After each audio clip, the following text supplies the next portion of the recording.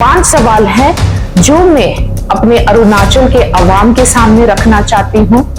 Bill को जो नारी शक्ति वंदन अधिनियम 2023 है उसको प्रॉपरली ऑफिशियली इंप्लीमेंट होने में कम से कम 10 साल लग जाएंगे।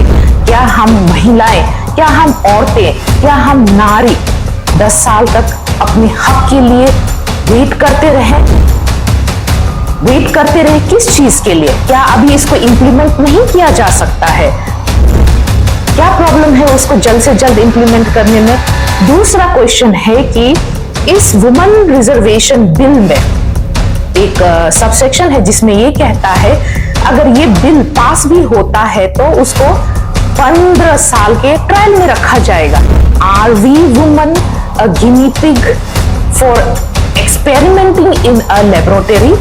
क्या हम औरतें, we women are subjected to a pilot project और पायलट सर्वे या कॉन्ट्रेक्चुअल जो स्कीम होता है, आर वी अ सब्जेक्ट और object for the experiments?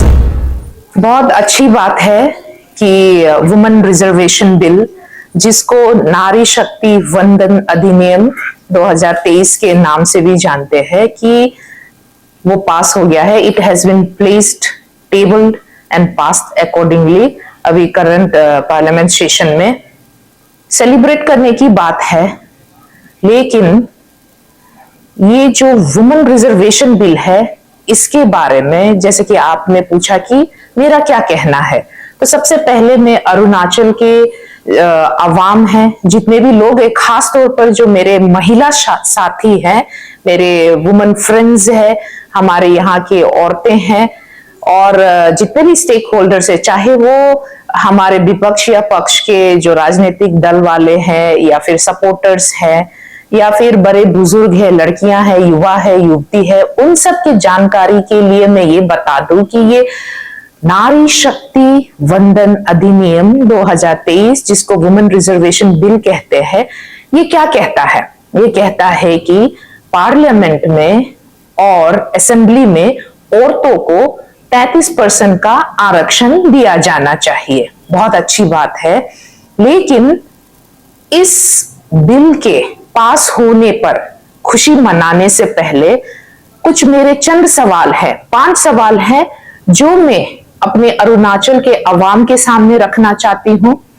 Narendra Modi ji जो हमारे प्राइम मिनिस्टर है, उनके सामने, जो भारतीय जनता पार्टी है जो सरकार चला रही है केंद्र में और हमारे राज्य में, उन तमाम राजनेताओं के सामने ये मैं प्रश्न रखना चाहती हूं। नंबर 1, ये बिल वैसे भी टेबल्ड किया गया, पास किया गया, लेकिन इसको इंप्लीमेंट कब करेंगे? उस पे ये लिखा हुआ है सब क्लोज में कि ये बिल तब पास होगा, उसको इंप्लीमेंट किया जाएगा कब? जब डिलिमिटेशन होगा और जो हमारा सेंसस है ना, जनगणना, डिकेनियल सेंसस जिसे कहते हैं, उसके कंडक्शन के बाद होगा। अब आप आवाम को पता है कि ये जो डिकेनियल सेंसस है 2021 को होना था, लेकिन हुआ नहीं, उसका कोई आता पता नहीं है। फिर जो ये डिलिमिटेशन का जो प्रोसेस है वो एक कॉन्स्टिट्यूशनल अमेंडमेंट के हिसाब से फ्रोजन होके रखा हुआ है कि 2024 तक आप नहीं कर सकते हैं। तो अब हमारे जो यूनियन गृह मंत्री का भी कहना है कि 2024 के बाद जब जनरल इलेक्शन होगा उसके बाद ही सेंसस होगा या डिलिमिटेशन का प्रोसेस शुरू होगा, तभी जाके इंप्लीमेंट हो पाएगा ये वुमेन रिजर्वेशन बिल। तब तो अगर आप इसी तरह काउंटिंग करोगे तो वुमेन रिजर्वेशन बिल को जो नारी शक्ति वंदन अधिनियम 2023 है उसको प्रॉपरली ऑफिशियली इंप्लीमेंट होने में कम से कम 10 साल लग जाएंगे। क्या हम महिलाएं, क्या हम औरतें, क्या हम नारी 10 साल तक अपने हक के लिए वेट करते रहे किस चीज के लिए? क्या अभी इसको इंप्लीमेंट नहीं किया जा सकता है? जब आया था ब्लैक लॉज आया था फार्मर्स के लिए, आज पार्लियामेंट में डिस्कस हुआ, पास हो गया, नेक्स्ट दिन इंप्लीमेंट कर दिया। सिटीजनशिप अमेंडमेंट बिल का भी यही हाल था।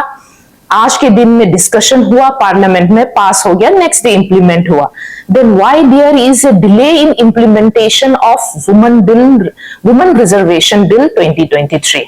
क्या प्रॉब्लम है उसको जल्द से जल्द इंप्लीमेंट करने में? दूसरा क्वेश्चन है कि इस वुमेन रिजर्वेशन बिल में एक सबसेक्शन है जिसमें ये कहता है अगर ये बिल पास भी होता है तो उसको 15 साल के ट्रायल में रखा जाएगा। Are we women a guinea pig for experimenting in a laboratory? क्या हम औरतें, we women are subjected to a pilot project और पायलट सर्वे या कॉन्ट्रेक्चुअल जो स्कीम होता है, आर वी अ सब्जेक्ट और ऑब्जेक्ट फॉर द एक्सपेरिमेंट्स? 15 साल के लिए क्यों? Why not permanent? इसको क्यों परमानेंट क्यों नहीं किया जाएगा? ये वुमेन रिजर्वेशन बिल को इंप्लीमेंट करने में 15 साल का ड्यूरेशन दिया गया है पायलट सर्वे के तरह। क्या हम औरतें गिनी पिग है, एक्सपेरिमेंट का कोई वस्तु है?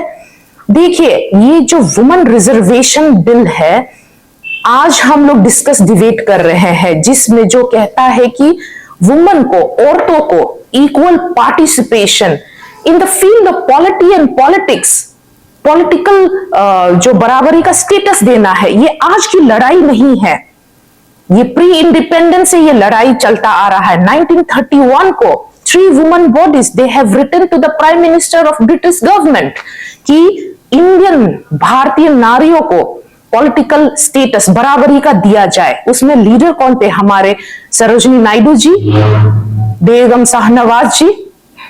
उनकी लड़ाई है, आज तक हम लड़ के आ रहे हैं। 1935 को गवर्नमेंट ऑफ इंडिया एक्ट करके एक निकाला गया था जिसमें हमें वोटिंग राइट्स मिली थी। उसके बाद इंडिया आजाद होने के बाद, भारत आजाद होने के बाद कॉन्स्टिट्यूएंट असेंबली में ये डिबेट चला था कि औरतों को एक पॉलिटिकल स्टेटस दिया जाए, राजनीतिक एरिया में एक समानता, एक बराबर का साझेदारी का एक औहदा दिया जाए। ऐसा करते करते करते करते there were committees for the status of women, there were national perspective plan for the women, there were many committees which has been discussing and debating on the role of women participation in political field। ऐसा करते करते 1992 को राजीव गांधी के leadership में औरतों को पंचायत में और लोकल बॉडीज में रिजर्वेशन मिला। आज उसी चीज को लेकर हमारे जो श्रीमती सोनिया गांधी जी है, राहुल गांधी जी भी लड़ रहे हैं, प्रियंका गांधी जी भी लड़ रहे हैं for the equal participation of women in the political arena। तो ये 15 साल वाली क्या कौन सी पायलट सर्वे वाली बात कर रहे हैं भारतीय जनता पार्टी? अब तीसरे सवाल पे आइए। आप ये देखिए कि ये बिल क्या कहता है। बस सिंपली एक आपने हेडिंग डाल दी, वुमेन रिजर्वेशन बिल अलाइज, नारी शक्ति वंदन अधिनियम 2023। उस पे आप जब वुमेन रिजर्वेशन बिल को पास भी कराते हो, व्हाट आर द एश्योरेंस और गारंटी कि औरतों को इक्वल पार्टिसिपेशन मिलेगा? See, India is a kind of country, there are based on different social setup, different caste system setup, different hierarchical setup. अब वुमेन रिजर्वेशन तो कह दिया, लेकिन उस पे आप जब डिफरेंट सोशल सेटअप की बात करते हो, उस पे आपको देखिए कि बहुत सारे कास्ट फैक्टर जो बहुत इंपॉर्टेंट रोल प्ले करता है। देयर आर ओबीसीज, एसटीज, एससीज। क्या एश्योरेंस है कि women from those community will get a equal participation as per the women bill that been passed and tabled in current parliament session? उसका assurance क्या है? जबकि अभी तक जो डिकेनियल सेंसस है उसका कोई काम इनिशिएट नहीं किया गया। किसी को पता नहीं है कि इस देश में अभी हर सोशल सेटअप में पॉपुलेशन की परसेंटेज कितना है। So it sounds literally fake, जैसे जुमला कहते हैं ना भारतीय जनता पार्टी का जुमला, वो उस तरह का सुनाई पड़ता है। अब देखिए कि नंबर 4, ये बिल तो नारी शक्ति वंदन अधिनियम 2023 बहुत जोरों शोरों से हर जगह इसका सेलिब्रेशन हो रहा है।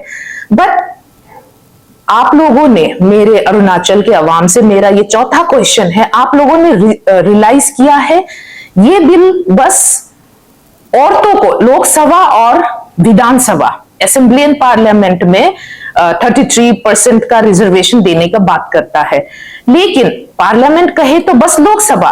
What's about Rajya Sabha? राज्यसभा में कोई आरक्षण क्यों नहीं रखा गया? और अगर ऐसा है तो यूनियन लेवल पर मिनिस्ट्रियल पोस्ट में हमारे औरतों को, specially from backward community, specially from ST SC OBC community, क्या उनका वहां पे कोई रिजर्वेशन है? राज्यसभा में तो रिजर्वेशन करके दिखाया नहीं गया। क्या उस पे राज्यसभा में रिजर्वेशन क्यों नहीं दिया जा रहा है? क्या ये औरतें, हमारे जो महिलाएं बहन हैं, क्या यूनियन लेवल पे मिनिस्ट्रियल पोस्ट पे पहुंच पाएंगे विदाउट रिजर्वेशन का? वहां भी तो सेलेक्टिव ही अपॉइंटमेंट होता है। और दूसरी बात जो है, चलिए विधानसभा में आपको 33% का आरक्षण महिलाओं को दिया जा रहा है, वहां में चलो उनके इक्वल पार्टिसिपेशन के लिए, क्या महिलाओं को लेजिस्लेटिव काउंसिल, जहां legislature related problems, decision making जो काउंसिल होता है, क्या उसमें इक्वल पार्टिसिपेशन का दर्जा दिया जाएगा? ये 33% रिजर्वेशन वहां काम करेगी, एप्लीकेबल होगा कि नहीं होगा? ये चौथा क्वेश्चन है। नंबर 5 आपका जो 5वां क्वेश्चन ये है कि अगर उसको राजनीतिक एंगल से भी दिखाया जाए, या फिर आप सोचिए कि इसको मैं as vice president Arunachal Pradesh Congress committee के हिसाब से मैं क्वेश्चन करूं, तो ये देखिए कि 2010 को कांग्रेस गवर्नमेंट के जितने भी नेता है, कांग्रेस के जितने भी नेता है, led by Shrimati Sonia Gandhi ji and Shri Rahul Gandhi ji. Sonia Gandhi ji ने 2017 को, जब 2010 को राज्यसभा में जब बिल पास हुआ था, उसके बाद 2017 को सोनिया गांधी जी ने PM नरेंद्र मोदी जी को लेटर लिखी थी कि ये वुमेन रिजर्वेशन बिल को पास किया जाए। 2018 को राहुल गांधी जी ने पत्र लिखा था हमारे प्राइम मिनिस्टर को कि ये बिल को पास किया जाए। और 2021 को, चलो 2017 और 18 को नहीं हुआ, लेकिन 21 को जब सिंगल मेजोरिटी से पार्लियामेंट में बीजेपी आया, तब बीजेपी, भारतीय जनता पार्टी क्या कर रहा था? उस समय बिल, वुमेन रिजर्वेशन बिल के बारे में डिस्कस क्यों नहीं किया? तब सिंगल मेजोरिटी से पास हो जाता। और आज 2024 के जितने भी इलेक्शन है, इसमें महिलाओं को विधानसभा और लोकसभा में इक्वली विथ रिजर्वेशन पार्टिसिपेशन करने का मौका मिलता। अब देखिए वो किया नहीं। क्या ये कोई पॉलिटिकल या कोई इलेक्शन रिलेटेड टैक्टिस है भारतीय जनता पार्टी, लोगों को लुभाने का, भारत के आवाम को मिसगाइड करने का, मिसलीड करने का? ये 5वां सवाल है। Thank you very much.